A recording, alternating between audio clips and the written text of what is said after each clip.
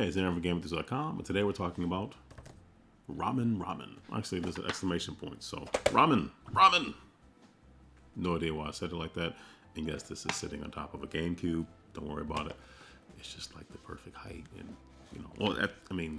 this is an aside, but it's actually a GameCube that has the Game Boy player on it. It's at the perfect height, so that's a free tip. If it's useful to you, great. If it's not, just forget I said it. Forget I showed it at all. And power buttons on here too. It's distracting me. But anyway, Ramen. That's why we're here. Let's stay focused. Ramen is an open drafting set collection game designed by Brendan Hansen with art from David Bock and Eveen Kwan. Playable from 1 to 4 players and is published by Japanime Games. Let's dig in. Okay, so Ramen has a couple of modes of play. You have a 4-player game where players are going to be like teams of 2. You have a 3-player game where every player would just get one of these like table settings in front of them. You also have a solo game, but most of the actual turns work kind of the same way. In the game, there are 7 different types of ingredients. So we have, well, this is green. So you have negi, you have shiitake, and they're all going to be 0 through 7. You have some menma. Yes, you already saw negi, which was 0, but this is negi with a 3. But all the ingredients are 0 through 7, and I really want to show them in numerical order, and there's nothing you can do to stop me. You have nori, ajitama, chashu, and then kamaboko. So you have 7 ingredients, and the name of the game is you're trying to get points by basically making bowls that have more and more ingredients. So as you can see here, if you make a bowl with 1 ingredient, you get nothing, 2 types, 1 point. And then if you all the way down to if you have 7 different types of things in a bowl, you get 10 points. I mean, if I describe it as a solo mode, it's kind of takes you, it gives you an idea of how the flow of the game is for kind of any player count. So solo mode, I shuffled this in there. I don't really need that right now, do I? Put that to the side. There's also 4 of these, which I like. There's 4. Plays up to 4. Yeah. All right, so these are somewhat shuffled up. Okay, so you have a hand of 4 cards. And on your turn, you're going to put ingredients into at least 2 bowls. So 2 ingredients into 2 different bowls. So let's say I put the 1 over here, and I put the 4 over here. At that point, I would check to make sure that none of the bowls had a numerical value of 14 and higher. If a bowl has 14 or higher, meaning all the cards in it add up to 14 or more, then you have to gather that bowl and then score it, if you will.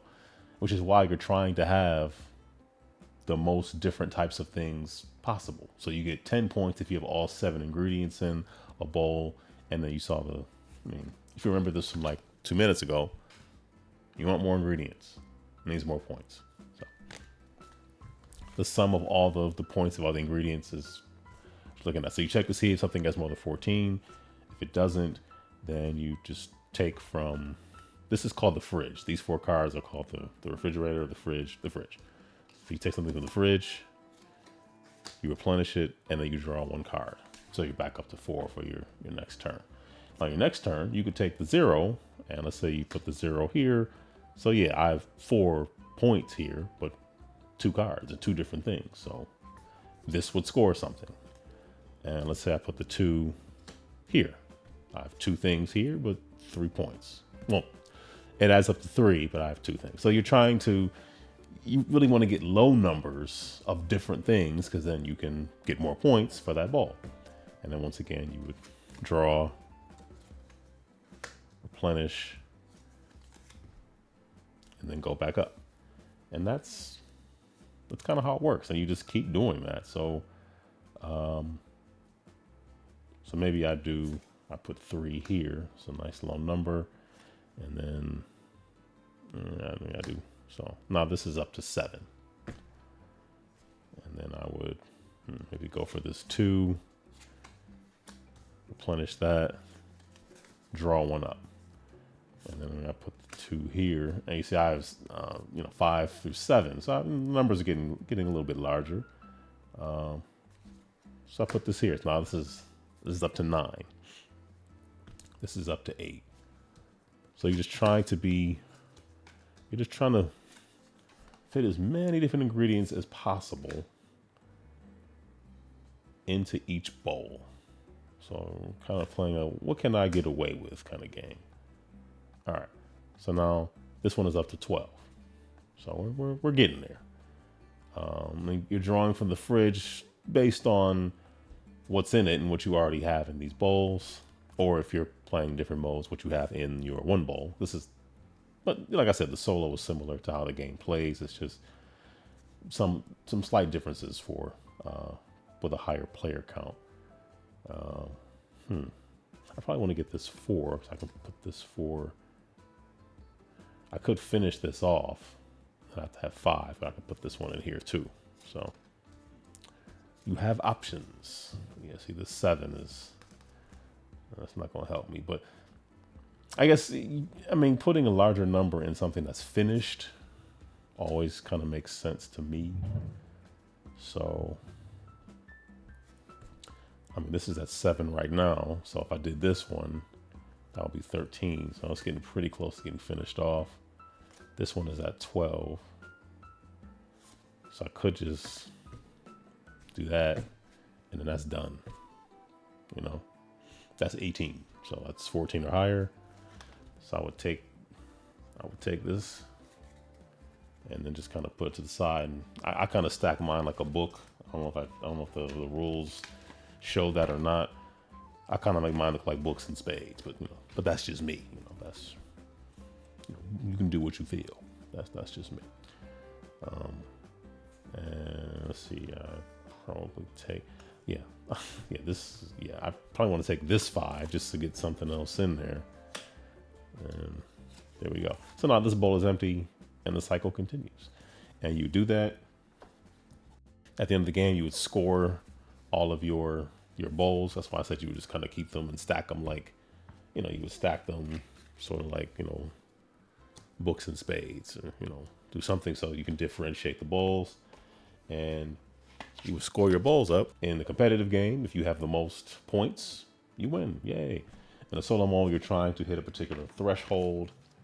And I can show you what that is. I guess the theme of that is you are trying to score points for a certain critic. So these are the critics. So if you have less than 38, that ain't good. If you have more than 61, that's a lot better. To be completely frank and honest, I normally if I'm being honest, I'm normally in that 44 to 52 range. So 2 to 2.5 stars. But I'm working on it.